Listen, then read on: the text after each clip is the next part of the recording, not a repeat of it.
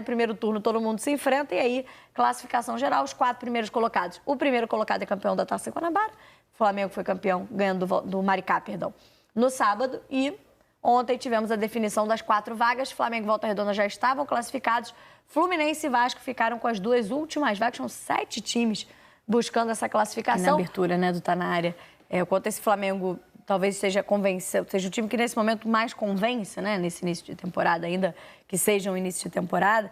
E a gente olhando esses números, acho que principalmente pela forma como esse desequilíbrio foi aumentando ao longo dos anos, é ponto da gente ter esses números muito distantes, né? Se a gente olha esse confronto direto, é uma freguesia mesmo. O tabu já está virando um tabu para o Vasco essa diferença de resultados nos últimos clássicos contra o Flamengo, que sempre foi, como dissemos, um clássico muito equilibrado. Meus amigos, freguesia, esse é o nome, né? Esperamos que o Flamengo consiga manter essa escrita agora, né, diante do Vasco nessa semifinal do Campeonato Carioca que vai acontecer neste final de semana. E é claro que isso, né, já está gerando, né, muito bate-papo ali nos bastidores, muitos debates, né, sobre esse clássico dos milhões entre Flamengo e Vasco. E é isso que nós vamos acompanhar agora. Vou deixar os créditos para o canal do Sport TV. O link deles está aqui na descrição desse vídeo como forma de crédito. Agora vem comigo e vamos ver o que eles falaram sobre esse confronto entre Flamengo e Vasco. Roda aí, produção! Eu vou pro macro. Eu passei um fim de semana, acho que todo mundo que trabalha com futebol também, que foi aquele fim de semana de tentar ver tudo e não ver nada, né? E é muito jogo, né? Então, assim, mineiro, gaúcho, paulista, carioca, baiano, você tenta ver um pouquinho de cada coisa para tentar entender o contexto. E assim, o fio condutor que eu vi nesses jogos todos é que muita gente jogando para o gasto. O que precisa para eu passar, né? Então, assim, só para dar um exemplo, São Paulo, né? São Paulo vinha com problemas, né? Até de manutenção do técnico. Aí o São Paulo fez um ótimo primeiro tempo, né? Primeiro tempo legal, 2 gols, etc. Aí vem o segundo, nada, né? O Palmeiras, muito, né? Jogando para o gasto. O Vasco não é para o gasto, é o possível, o que dava para fazer, mas dava para se classificar. Fluminense, então, a mesma coisa, né? Eu acho que essa é mais ou menos a fase dos campeonatos. Exceção Flamengo, né? O Flamengo está destoando, em todos os sentidos. Até quando não precisa, quando está tudo resolvido, o Flamengo vai lá e se apresenta para a torcida. É um estilo meio NBA, assim, que não está jogando por resultado, está jogando porque tem alguém vendo, né? E em respeito a quem está vendo, o Flamengo vai lá e faz. Mas é exceção. O resto, pro gasto. Até o Galo venceu de novo, mas não fez uma partida tão boa quanto a primeira. Enfim, temos no Campeonato Mineiro a decisão já definida, né? Teremos Galo e Coelho decidindo o Campeonato Mineiro, Atlético Mineiro e América Mineiro. No Gaúcho, Inter e Grêmio saíram à frente nas semifinais. Tem mais uma rodada de semifinais no próximo final de semana. E no Campeonato Carioca e no Paulista, conhecemos nesse final de semana os times que avançam à fase de mata-mata. No caso do Campeonato Paulista, vamos para as quartas de final. No caso, já do Campeonato Carioca, para as semifinais. E aí já temos definidos os 4 semifinalistas e os confrontos, porque também dependiam da posição de classificação de cada um dos times. Vamos dar uma olhada, então, na classificação geral, como acabou o Campeonato Carioca. Porque no Campeonato Carioca é pela classificação geral, porque cada campeonato também tem seu regulamento. No Carioca é primeira fase, né? Primeiro turno, todo mundo se enfrenta e aí classificação geral, os 4 primeiros colocados. O primeiro colocado é campeão da Taça Guanabara, o Flamengo foi campeão ganhando do Maricá, perdão, no sábado. E ontem tivemos a definição das 4 vagas, Flamengo e Volta Redonda já estavam classificados, Fluminense e Vasco ficaram com as 2 últimas vagas, são 7 times buscando essa classificação. Sampaio Corrêa, Nova Iguaçu, Madureira e Boa Vista ainda disputam a Taça Rio, que vale, acho que o mais importante é a vaga na Copa do Brasil de 2026, do próximo ano. O Botafogo, em 9º colocado, está fora dessa disputa também, o que significa que vai ter que buscar essa classificação à Copa do Brasil ao longo da temporada. Ela pode vir ganhando a própria Copa do Brasil de 2025, ou a Conmebol Libertadores, ou se classificando para a Libertadores do ano que vem através do Campeonato Brasileiro. Aí você ganha, além da classificação à Libertadores, a classificação também à Copa do Brasil. Sul-Americana também, né? se o Botafogo espirra na primeira fase da Libertadores... sim, e vai cair na Sul-Americana, é verdade. Tem esse caminho, né? É um caminho, não é um caminho desejável. Ou da Sul-Americana, mas verdade, bem corrigido. É uma possibilidade porque os times que ficam em terceiro na fase de grupos da Libertadores ainda disputam a fase seguinte da Sul-Americana, né? Depois dos playoffs, digamos assim, as oitavas de final, né? Já cai direto para as oitavas de final da Sul-Americana, então o campeão da Libertadores é o da Sul-Americana.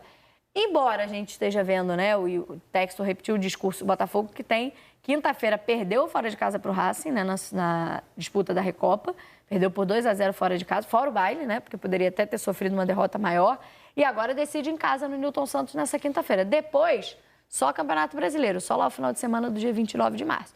Embora o John Textor tenha mais uma vez dito que está no planejamento, tem que ter calma, o Botafogo vai se recuperar, o importante são os próximos campeonatos, não dá para dizer que essa não classificação para a Copa do Brasil já garantida estava no planejamento, né, Conrado? Não dá. Ficar em nono do Campeonato Carioca, que mesmo o Tite tendo dito que era o melhor campeonato nacional, todos nós sabemos que não é o principal campeonato estadual do país. Tem times ali que são bem fracos, né? O campeonato estadual, tirando os principais, é bem fraco.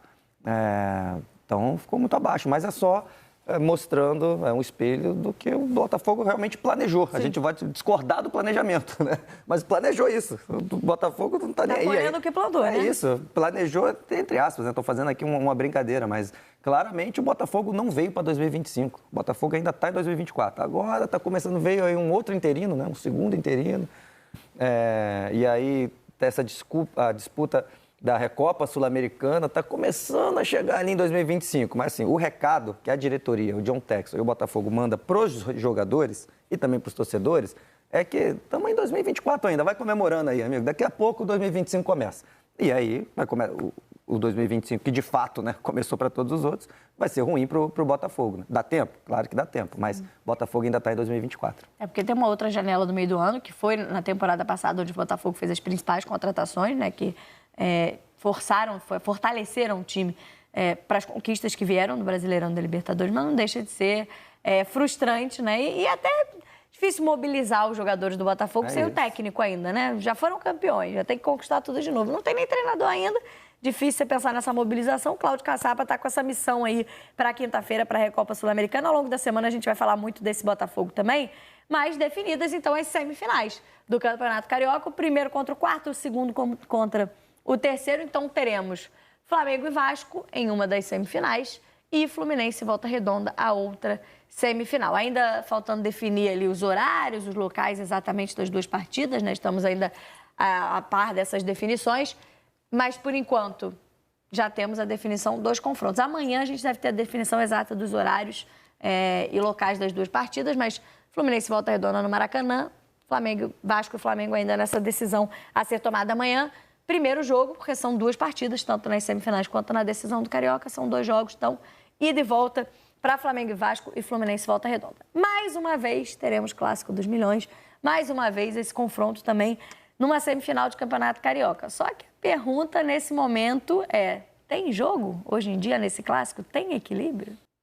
Serginho, você destacava aqui na abertura, né, do Tá Na Área, o quanto esse Flamengo talvez seja o time que nesse momento mais convence, né, nesse início de temporada, ainda que seja um início de temporada. E a gente olhando esses números, acho que principalmente pela forma como esse desequilíbrio foi aumentando ao longo dos anos, a ponto da gente ter esses números muito distantes, né? Se a gente olha esse confronto direto, é uma freguesia mesmo. O tabu já está virando um tabu para o Vasco essa diferença de resultados nos últimos clássicos contra o Flamengo, que sempre foi, como dissemos, um clássico muito equilibrado.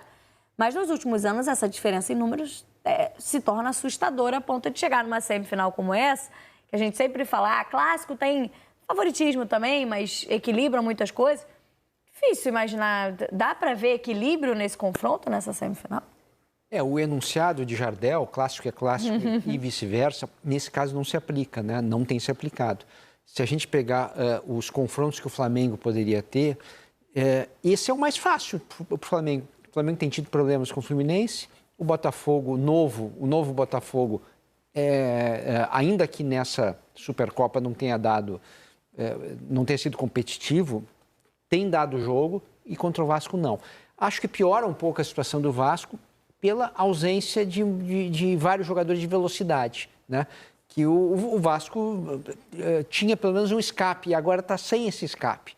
Então, o Vasco está sobrevivendo demais na figura do Verratti. É o cara que pode fazer alguma coisa, né? Mas, ao mesmo tempo, o Flamengo sabe disso, né? Então, tem ali uma marcação boa em cima do Verratti. Então, acho que esse clássico, acho que vai ter muita gente apostando no Flamengo, viu? É bem a lógica, né? É um clássico bem desequilibrado, ficou. E a gente tem até visto, Conrado, o Vasco tem feito contratações, a gente pode falar sobre elas daqui a pouquinho nessa última semana, esses últimos dias, né? Já tem alguns nomes aí próximos que podem trazer mais opções para o Fábio Carille, mas desde o início do campeonato, quando o Carille começou a utilizar o time principal, ele já mudou a forma do time jogar, já tentou um esquema que tinha 3 jogadores com mais qualidade de saída de bola, agora ele tem optado por um volante pelo menos mais marcador, né? Que é o caso do Hugo Moura, às vezes já jogou com o Hugo e com o Matheus.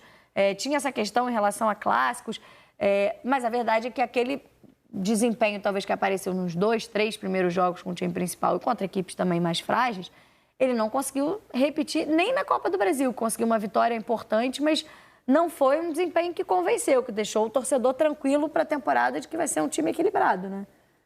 Quando pega esses times menores do Campeonato Carioca, o caso do União Rondonópolis, aí é outra coisa. O União Rondonópolis até o gol demorou a sair, mas o Vasco criou várias chances ali, mas tem dificuldades que esbarram na falta de qualidade do elenco. Então, quando a gente vê esses números, Vasco e Flamengo, você pega aí os últimos 30 jogos ou os últimos 20 jogos, né, que eu acho que ainda tem menos empates, né? Porque quando pega os últimos 30 ainda tem alguns empates. Pega os últimos 20, é só muita Flamengo. Derrota, né? Muita derrota. Infelizmente, a verdade é que essa é a diferença entre Vasco e Flamengo hoje, nesse período, né? Não historicamente, nesse período. A vantagem é essa, o Flamengo é muito superior ao Vasco nesse período que a gente está vivendo. Então, os números só estão refletindo a realidade. O que às vezes acontece foi o que você falou, clássico, às vezes, né, a tensão, a história, né, aí às vezes o Flamengo joga um pouquinho pior e às vezes o Vasco consegue umas vitórias assim que não são muito esperadas. Mas esses números aí refletem Vasco e Flamengo hoje. O Flamengo é muito melhor do que o Vasco hoje. E o Vasco precisa correr atrás para voltar a ser Vasco da Gama. O Flamengo está vivendo aí talvez o seu auge financeiro, de organização, de uma época de domínio, talvez a maior da história do próprio Flamengo. Já teve, claro, né, gente? Não estou comparando aqui o Flamengo do Zico, eu estou dizendo vários anos, sempre disputando, estando no topo ali de contratações, financeiramente, enfim. E o Vasco está vivendo uma dessas piores fases. Então, os números refletem isso. O Vasco que precisa correr atrás. O Vasco precisa... e não vai ser nesse jogo, né? Pode até vencer esse jogo. Futebol tem disso. Mata-mata, né? É um ida e volta, dificulta um pouquinho para o Vasco. Mas eu digo historicamente, né? O Vasco precisa voltar a ser Vasco. Conrado, e ontem, vendo os 2 jogos ali ao mesmo tempo, o jogo do Fluminense e o Vasco e Botafogo...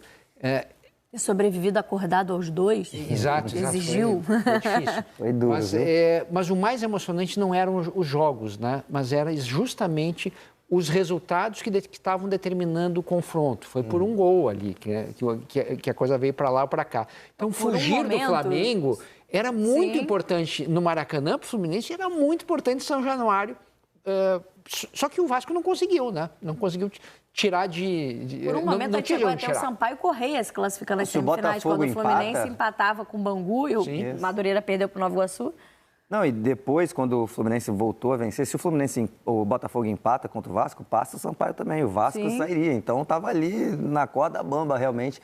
Mas são problemas. A gente está falando do Vasco há muito tempo e esse ano concordo com o Serginho, né? Eu acho que a diretoria sabe disso. Agora tá algumas contratações chegando aí, que assim, a gente não conhece, né, os jogadores, essa que é a verdade, mas pelo menos está tentando alguma coisa para dar opções de velocidade. Esses jogadores que podem jogar pelo lado, mesmo por dentro, mas tem que ter jogadores que corram atrás da linha defensiva, que dê opções para o Coutinho, já que o Verratti não tem tanta velocidade para receber bolas assim. O que o Vasco tem agora é na lateral direito, Paulo Henrique, para passar ali com alguma velocidade e tentar um cruzamento. Fora isso, é muito pouco, é difícil, viu? É difícil ver o time do Vasco jogar, tá faltando elenco. Acho que a gente tem falado muito isso, né, da questão do elenco, porque é até complicado analisar um pouco o Fábio Carille nesse cenário. É claro que ele tem feito as suas escolhas, né? Tentado entender o elenco que tem, né, os jogadores que tem, montar um time diante das suas opções. Mas é o início de trabalho, né? Está começando uma temporada à frente do clube com esse cenário novo de calendário, que você tem um Campeonato Carioca começando muito cedo, para um Brasileirão que já começa no final do mês que vem. E o que me parece é que o Carille também está tentando ajustar o que a gente se acostumou a ver dos times do Carille. Ele parecia que ia começar a temporada de uma outra forma, porque entendeu que o elenco não tinha justamente esse jogador de velocidade. E aí tentou trabalhar um time que tivesse mais a bola no meio campo, pela qualidade do Coutinho, por ter o Jair, o Tietê voltando, o próprio Paulinho, que tem um pouquinho mais, né, de capacidade de tocar essa bola. E agora me parece já um Carille um time mais parecido com os que a gente já viu nos trabalhos anteriores dele. Mais pragmático. Exato, mas que também busca um equilíbrio defensivo maior, né, Serginho? Porque estava sofrendo muito o time defensivamente. E eu acho que para azar do Carille, né, ter esse cruzamento, vai pegar um Flamengo que poderia estar ainda no estágio embrionário, mas está mais adiantado, né? O Flamengo andou em relação ao início do ano, né? Você olha ali a pré-temporada americana, puxa vida, será que vai demorar um pouquinho? Não demorou nada, né? E outra, né? Quando começar o jogo e você olhar os bancos, né? Você fica pensando, puxa vida, no segundo tempo a chance do Flamengo passar por cima do Vasco é maior, porque os bancos fazem muita diferença hoje.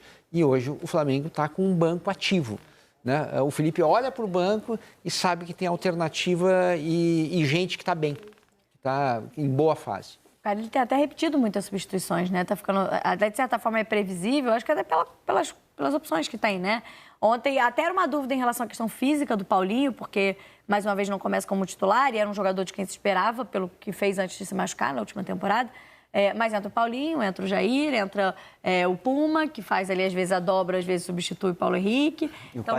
E o Payet. São normalmente as alterações que ele tem feito, não está conseguindo fugir muito disso. Aí a gente vê as contratações, como o Conrado falou, conhecemos muito pouco, né? Mas o Garré, o Nuno, que já estão no Brasil, já estão treinando, vão ser anunciados oficialmente. Hoje tem a informação lá no GE. Globo de que o Alan Espor liberou o Lloyd Augusto, né? O jogador, para vir para o Rio de Janeiro. Então, tem a questão dos exames médicos também, tem toda a questão burocrática, enfim, mas deve ser mais uma contratação do Vasco.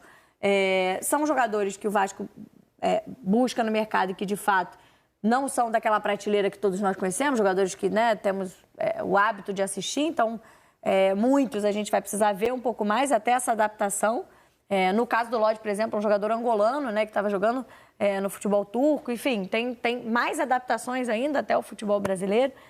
E a gente precisa ver esses jogadores em campo. Mas a questão está muito focado nessa posição de velocidade, né, que nitidamente falta o elenco, porque foi o que buscou na última janela, tanto o Emiliano, tanto o Maxime Domingues, né, quanto o Jean Davi não corresponderam, pelo menos até aqui foram contratações que não entraram no time, não conseguiram jogar, então ainda insiste na janela nessa posição. Mas nas outras posições está bem servido? Ou também, olhando para as contratações que fez, principalmente para a zaga, né, que foram as contratações que o Vasco fez para essa temporada, são suficientes? Também não tem que olhar um pouco para esse setor? É tão desesperador assim buscar um atacante de velocidade? O Vasco precisa... O torcedor vai falar que eu quero para todas as posições um jogador melhor, mas é porque essa é que não tem ninguém. Tem ninguém. E aí, com máximo respeito ao Domingues, né? Sim. E o Jean Davi. Não tem ninguém que o técnico escalhe. Porque ele chegou a jogar com o Paulinho na direita, Tietê na esquerda. Eu cheguei a falar aqui já no Sport, não sei se foi aqui, não está na área, na seleção. Ou se eu sou o Pedrinho, eu falo para eles irem embora, ou pior, se eu sou os caras, eu vou embora. Porque se eu sou atacante, jogo nessa posição, não tem ninguém, todo mundo fala que não tem ninguém, precisa contratar, eu tô aqui, eu aqui, ó, e os caras não escalam, é porque o Vasco entende que esses caras não servem nem para tapar um buraco, não servem. Acompanharam eles ano passado e esse ano passado. Esses caras não servem. Teve um jogo que ainda entrou o Puma Rodrigues no ataque no lugar, o lateral direito, reserva, entrou na frente de um volante improvisado no ataque, esses caras não entraram. Ou seja, eles não servem. Então, por isso que está atacando essa posição, que é a que precisa. O Ryan voltou da Sub-20 agora, é um cara que joga de 9, mas ele joga de lado também, né? Ele é alto, mas ele tem um bom arranque, então é um cara que, se ele jogar do lado, o Coutinho enfiar uma bola, ele vai chegar antes nas costas do zagueiro. É isso que o Vasco está precisando, sendo bem simplista assim, né? E já deu uma diferença no segundo tempo da Copa do Brasil, no jogo de ontem contra o Botafogo. Então está contratando para essas posições. Eu acho que contratou bem por meio. Assim, não vai também, né, gente, transformar do nada o Vasco numa potência as contratações. O Vasco não tem dinheiro para isso. Acho que reforçou bem o meio-campo, principalmente também tem as voltas de Jair e o Paulinho. O Paulinho, para mim, que é o melhor jogador desse elenco hoje. Se ele não está jogando, deve ser por questões físicas, só consigo imaginar isso. Acho que é o melhor jogador que o Vasco tem hoje, é o Paulinho. E aí, na zaga, fez algumas trocas. Acho que não elevou muito o nível, mas eu acho que é o que o Vasco consegue fazer e contratou. Estava faltando contratar os caras da frente, pelo menos para o torcedor xingar um cara novo. Precisava fazer isso.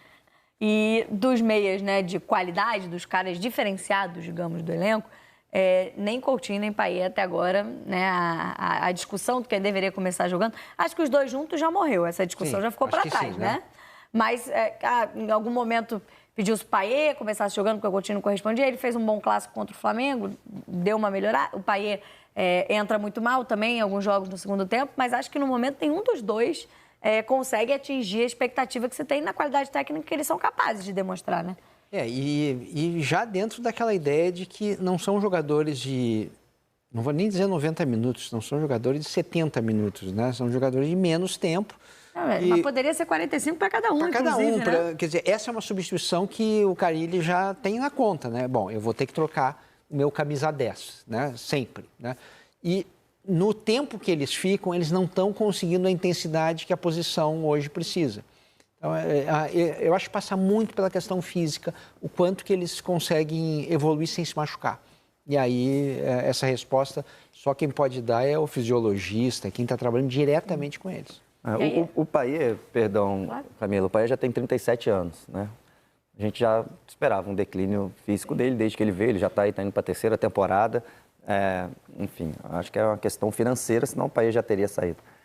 O Coutinho tem 32, né? O Coutinho é um ídolo da torcida, ele não está se lesionando, né? Agora ele está tendo uma sequência, né? Teve uma lesãozinha ou outra, mas ele está jogando abaixo. O Coutinho não está, assim, minimamente perto do que é esperado do Coutinho. E a gente tem que falar isso porque ele é um super craque, né?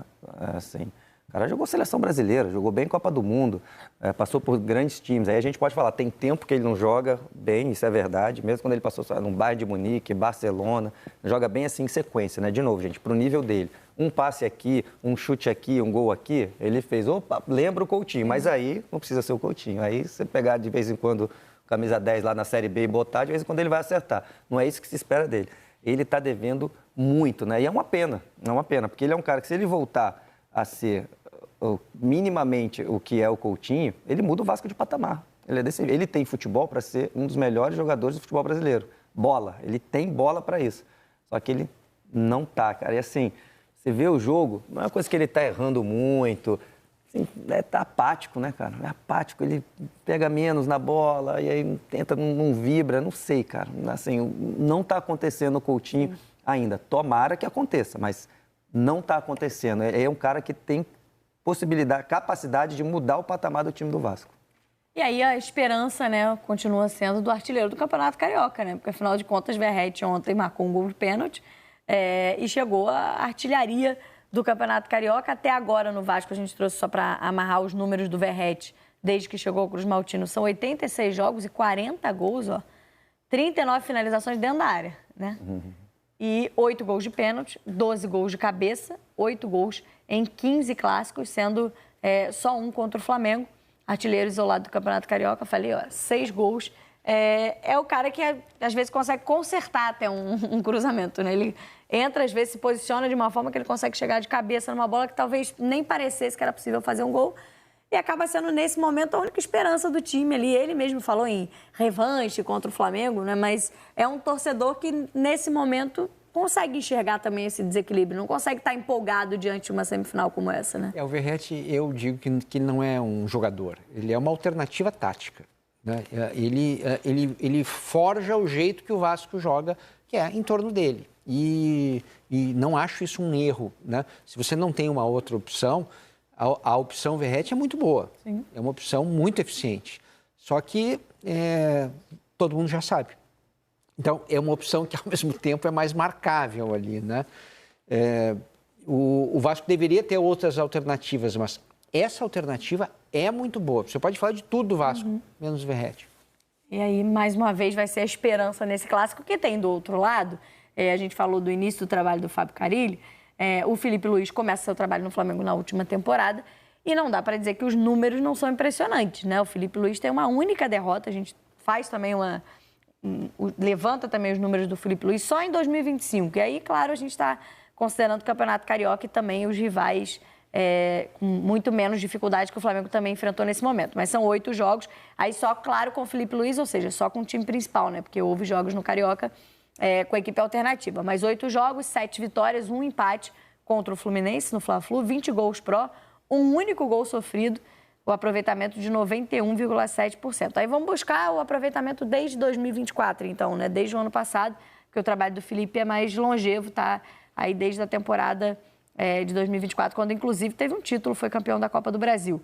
23 jogos, 16 vitórias, 6 empates, uma única derrota para o Fluminense também no ano passado. 43 gols sofridos, 43 gols marcados, 12 gols sofridos e 78,3% de aproveitamento.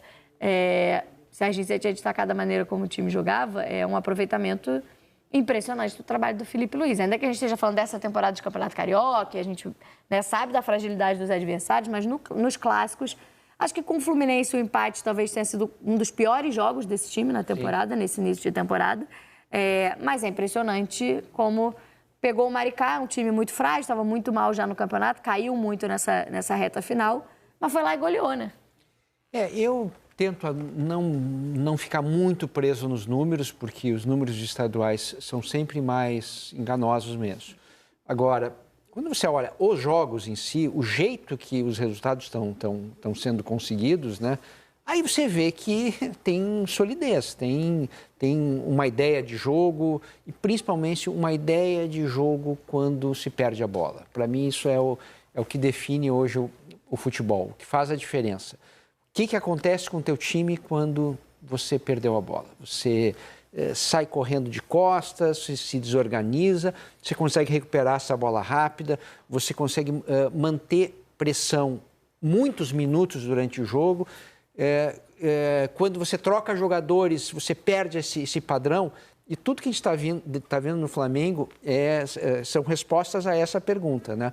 O Flamengo vai trocando de jogador e a pressão, depois que perde a bola, muito parecida, com jogadores completamente diferentes. Então, os jogadores estão comprando a ideia, né? Não dá para dizer que compraram, porque essas coisas mudam, um briga com o outro, etc. Mas a gente está falando da realidade agora. Nesse momento, o Felipe tem um perfeito domínio do grupo e o grupo está executando esse estilo muito intenso. Está difícil ganhar do Flamengo. E com muitas opções, né, Conrado? Porque se a gente destaca da maneira de jogar igual do time principal e dos seus reservas, mas o Flamengo, durante algumas partidas, mandou um time praticamente, né, reserva-campo, ainda que tenha alguns jogadores que em breve estarão entre os titulares, né, questão física de Arrascaeta, por exemplo, o próprio Cebolinha, mas são muitas opções. Ele tem 2 times que ele escala e conseguem jogar com superioridade diante dos adversários e com resultados. Um estilo muito agressivo, né? Eu acho que é isso que o Serginho está falando, né? O tempo todo marcando em cima, não deixa respirar ninguém, e está ganhando de 3, está ganhando de 4, continua. Mas lembrar que é só um início, mas é um ótimo início. É melhor ter um início com ótimas notícias, você vislumbrando algo muito bom para a sequência, do que ter um início mais ou menos. Mas é só um início. A gente vê até, a gente está falando dos rivais, né? O Botafogo, já falei aqui, não veio para 2025. O Vasco está muito mal, o Fluminense está reclamando. E os outros adversários são bem fracos, mas o Flamengo está fazendo a parte dele. Então, sim, um ótimo início, e eu vejo por esse lado também, Serginho, o pessoal está comprando o estilo do Felipe Luiz, que a gente vê ele em entrevistas, não só agora como técnico, não, que ele já falava como jogador, desse estilo agressivo. É o tempo todo, você vê até nas escolhas dele, você falou aí do Cebolinha, o Cebolinha estava no banco antes, né, do Michael se machucar. Ele opta por Michael e opta por Plata. Vamos falar assim, nas pontas, né, mais que os jogadores tenham liberdade para se movimentar. Quem tem mais qualidade técnica, Michael ou Cebolinha? Eu acho que é o Cebolinha, acho que não tem muito para onde ir. O Plata ou o Luiz Araújo é mais técnico? Eu acho que é o Luiz Araújo, mas ele opta pelos caras que estão correndo mais, que tem por característica marcar o tempo todo, brigar por cada bola, de repente até por um recado. Na frente, pode ser que volte o Cebolinha, o Cebolinha mesmo já estava titular agora com a lesão do Michael. O Luiz Araújo pode ganhar essa vaga, mas eu acho que ele manda um recado, até na contratação do Juninho, o jogador que ele pede, você vê, poucos jogos, já se lesionou, mas é um cara que não parava de correr, amigo. Não parava de correr. Se botasse o muro na frente dele, ela atravessava o muro correndo. Então você vê que é o estilo que ele quer para essa equipe. Tá mandando um recado para todo mundo e por enquanto a galera, a galera tá comprando barulho. E até na saída do Alcaraz, quando ele justifica, né, a liberação do jogador, ele deixa muito claro que havia um entendimento dele na leitura, que ele fez questão de mostrar como faz uma leitura completa, né, do atleta, no comportamento, com quem conversa, com quem não conversa, como chega, que hora chega, como treina, enfim. Que era um jogador que, por exemplo, ele não conseguiu extrair o melhor. Então, não estava dentro desse perfil, estava ali numa fila em quinto. Não ia praticamente jogar. E caro, né? Sim, para a expectativa criada. O principal era isso. Você falou do Plata. O Plata, para mim, é um ótimo exemplo de mudança do Plata, né? Ele chegou e a gente viu os jogos do Plata, muita decisão errada, correndo para o lado errado, coisa e tal.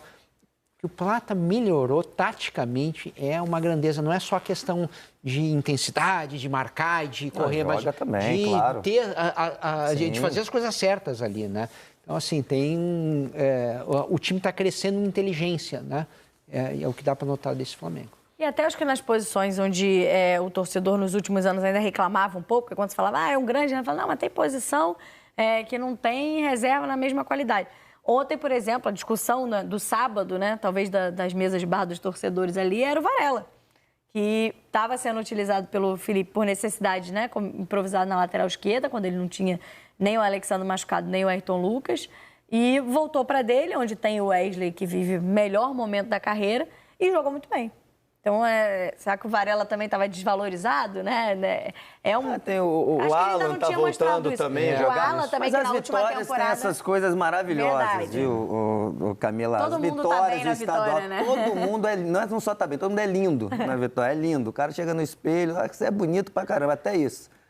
Autoestima lá em cima. A questão da vitória. Então, quando começar mesmo, Campeonato Brasileiro, Libertadores e tal, aí a gente vai ver se tá todo mundo bem.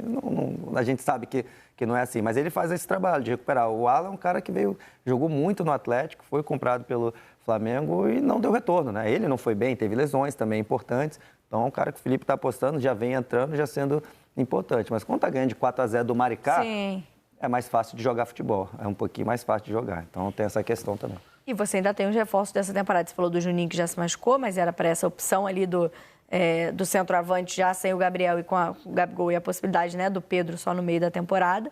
E você tem o Danilo, né, que virou uma sombra para uma dupla de zaga que já está muito bem, né?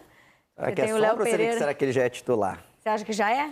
Não sei, o que eu acho... Eu tenho essa dúvida ainda. O que eu acho é que o Felipe Luiz, malandramente, usando essa questão de estadual, está rodando o time, ele já rodou o time de várias formas que o Danilo está sempre dentro. Aí, naturalmente, está dando várias chances, está todo mundo vendo, mais para frente, o Danilo já jogou. Ele não está sendo reserva, ele está sendo titular todos os jogos. Sim. Ele foi titular quando poupou o Léo Ortiz. Foi titular quando poupou o Léo Pereira. Foi titular quando não tinha lateral esquerdo, o Léo Pereira foi para a lateral esquerda. Ele está jogando todos os jogos e está todo mundo vendo que ele está jogando muito, que ele é diferenciado. Eu acho que, naturalmente, vamos ver agora na semifinal. Acho que a gente já vai ter uma ideia do time titular. Eu acho que, naturalmente, o Felipe Luiz foi fazendo algum tipo de rodízio, que ele estava sempre dentro para todo mundo ver que ele ganhou a vaga, de repente, mas vamos ver. Eu acho que ele vai ser titular. Eu acho que aquela história, né? Hoje a gente não usa mais 11, né? A gente usa todas as substituições, etc.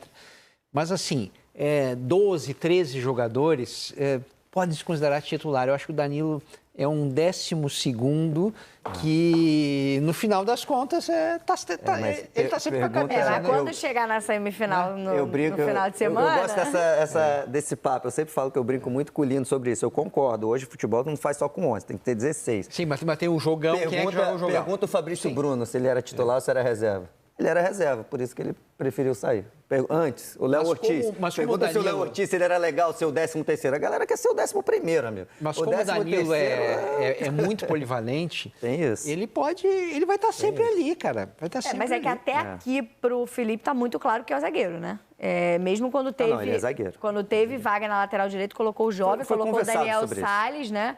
Pro Danilo fazer a zaga. Tá muito claro que ele veio pro Flamengo para a zaga, né? O Danilo falou isso, o Felipe Luiz falou isso e o Boto, né, o dirigente que chegou, falou isso. O Danilo veio para jogar na zaga. É claro, como todos os outros jogadores, como o Varela, lateral direito, precisou jogar na lateral esquerda. Se precisar, ele pode jogar. Mas ele veio para ser zagueiro do Flamengo. Bem, definidas então as semifinais do Campeonato Carioca. Ao longo dessa semana a gente vai falar muito mais delas. Amanhã a gente já deve ter a definição dos dias, horários, locais, exatamente, mas no final de semana teremos Flamengo e Vasco, Volta Redonda e Fluminense e Volta Redonda. E ao longo da semana a gente vai falando muito ainda dessas semifinais, já na reta final do Campeonato Carioca. Então tá aí, galera, tá aí Nação Rubro-Negra, né? Vou deixar aqui os créditos pro canal do Sport TV. Vou pedir a você que ainda não é inscrito para se inscrever no canal, ativar a notificação no sino e deixar o like.